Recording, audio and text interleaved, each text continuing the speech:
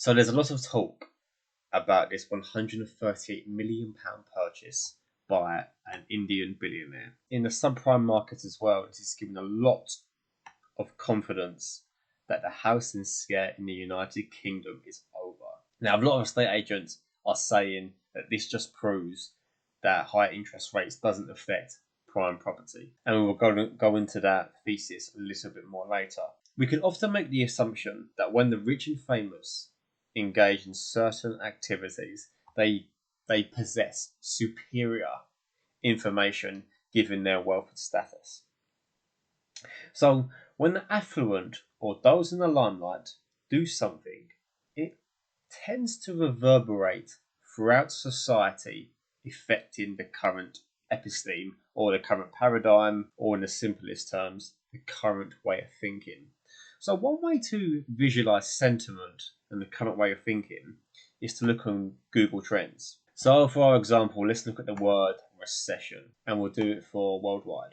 With Google Trends, the data only goes back to 2004. However, it did capture the 2008-2009 recession and the search interest. So throughout the entirety of data, the searching of the word recession peaked initially in March 2009, February-March 2009.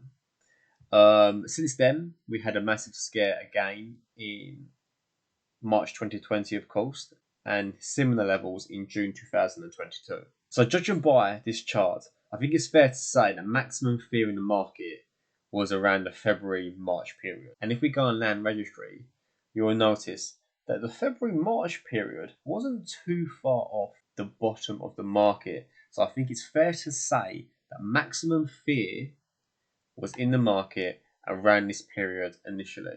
We've all heard the phrase to think outside of the box, that sheep get slaughtered, that we are to think differently. Property possesses its unique cycle, a topic we won't delve into within this video. However, we will illustrate the instances of maximum fear reflected in Google Trends and its impact on the stock market. It is worth noting, of course, that Google Trends only goes back to 2004, hence why we can't compare it to other real estate cycles. Right, so these red lines correspond with these peaks in interest by the general public. Now, we've often heard the saying that by the time it reaches the news, it's already too late. So comparing the S&P 500, it becomes evident that the market tends to bottom and profits can be made when the general public begin expressing concern. So this was March-February time, 2009. So the exact bottom was the 2nd of March-February time. We had March 2020, which was nigh on the exact bottom, and again in June 2022. So as you can see, in this instance, the stock market went slightly lower. Nevertheless, it has recovered and is reaching all-time highs and likely going to be surpassing them. We've done a little bit of technical analysis on this in a previous video, so be sure to have a little look. As we mentioned earlier, when the public starts expressing concern or interest, it can be a great time to enter or exit the markets. Now, one example was in the 2021 bull run. I had a friend who knew nothing about cryptocurrency whatsoever, and just out of coincidence, we met up for some food. And he had told me he'd been down the pub previously, and a few people, random fellas down the pub, started making, a couple of grand, 4 or 5 grand, just gambling on cryptocurrency coins.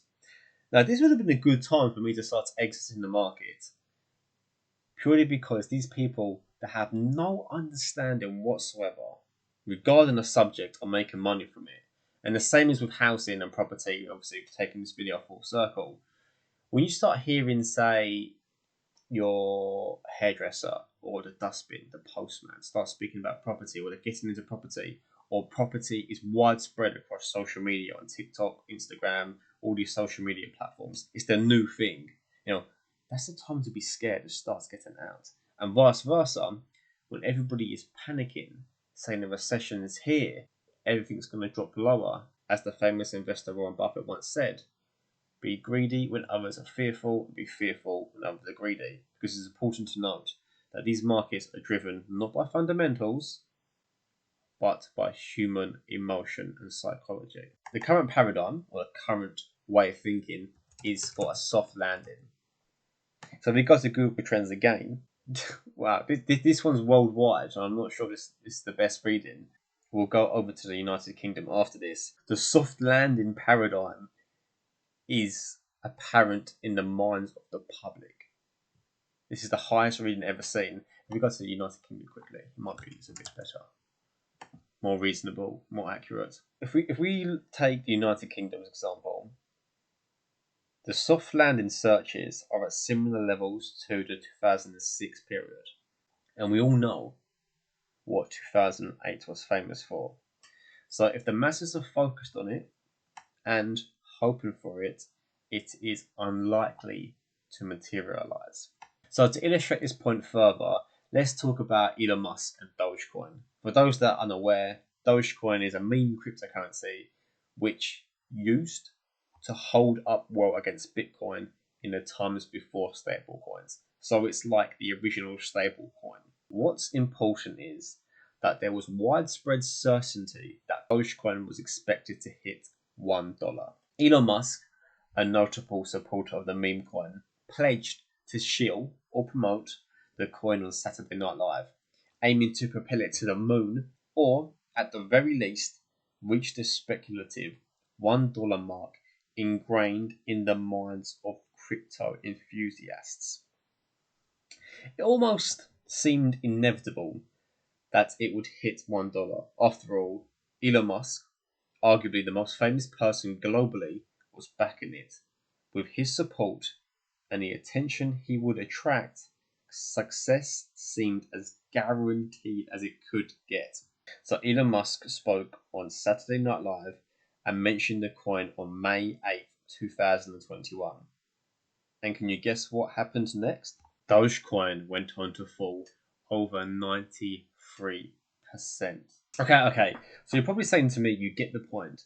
So what's the connection from Dogecoin and current sentiment to a £138 million property purchase? The important thing to note is, once the deal is sealed, you should expect a shift in the sentiment within the UK housing market. Mainstream media will pounce on it, covering it extensively. Anticipation and greed will once more become prevalent, and the familiar paradigm will resurface. The prevailing belief that house prices can only go up. You'll have all the estate agents coming out saying, I told you so, and say what you want about estate agents. You would consider they know a lot about the housing market. However, their knowledge is very slim. Let's just put it that way. Once sentiment shifts, retail investors jump back in, and that's when the plug gets pulled. This trend and example is especially evident in stock markets, where many indices have either surpassed all-time highs or are on their way to doing so. It creates the perfect scenario to unload overvalued stocks and assets onto emotional retail traders. So it's crucial to acknowledge that we're in the midst of unfolding events. I won't delve into the all seemingly boring warning signs lurking behind the scenes, waiting to manifest. Again, this is most obvious in the stock markets due to liquidity and the speed of transactions. It's slightly slower in housing, of course, because you have to go through a mortgage and so on and so forth, get the lending in order to purchase your home. However, house prices still follow their cyclical route. So when sentiment does shift again, it is often a good time to take a breather and go back to your analysis to see if this is an appropriate time for your investments or home purchase. Of course, investing compared to purchasing a residential home for you to enjoy daily are complete opposite ends of the spectrum. Two entirely different decisions. We use different parts of the brain, chalk and cheese. First, you must decide if you are A, buying a residential home, or B, purchasing an investment. Making this decision puts you ahead of the herd and makes property purchases just that much easier. So also on the subject of sentiment, let us take a look at some indices. So this is the Nasdaq, already surpassing all-time highs. The SPX is well on its way, and it is likely going to get there and surpass it just to get that headline. And when these things happen, retail traders jump back in. There'll be headlines across all social media news outlets on news outlets worldwide. New all-time highs, the new economy, blah blah blah blah blah. We had some analysis previously, hadn't we, regarding the current count. We'll just touch on this quickly whilst we're here. And the count goes like this. It was possibly invalidated here because it come into the section, this area. However, you could have given it the benefit of the doubt due to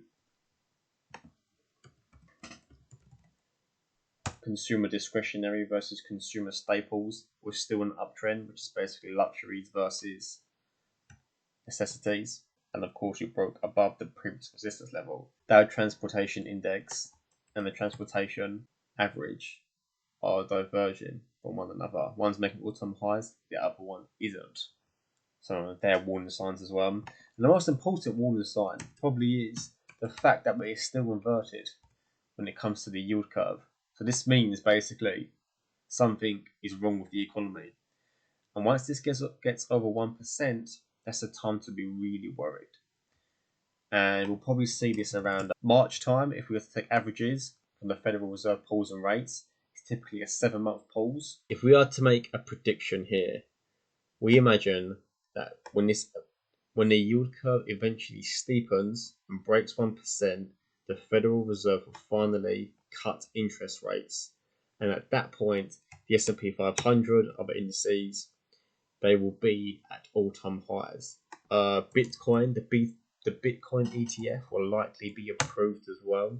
Of course, that's run into major resistance. And you could draw these pitchforks and many different patterns to suggest that this move is coming to an end. This is just a few of them. And it's possible Bitcoin has finished its run here. And then, I know this is not really related to housing, however, Bitcoin and the stock market run hand in hand. And housing in the UK, anyway, has been on a downward descent since August 2022 when we saw that indicator from Savills. And once the economy starts to tank, or at least the S&P 500 and other indices, that's when people will start paying attention and panic will set in. So for the Bitcoin fans, this could be the ABC wave, and we could see a massive crash to levels not on this chart, or we could see 20k Bitcoin again eventually. If we look at the Savills charts quickly, it ran into the level that we had predicted previously. Other home builders are also at resistance levels. And these are just some points that could start topping out. There isn't much else to cover in this video, other than the fact that sentiment is going to shift and FOMO will eventually enter the market once again, and the new paradigm will be here. And is it the time to buy property? It depends, of course, and it depends on your situation. If you have, a 7 to 10 year outlook, I would say, yeah, it's fine. Of course, you can get better deals down the line. However, there's no guarantees, there's no certainties.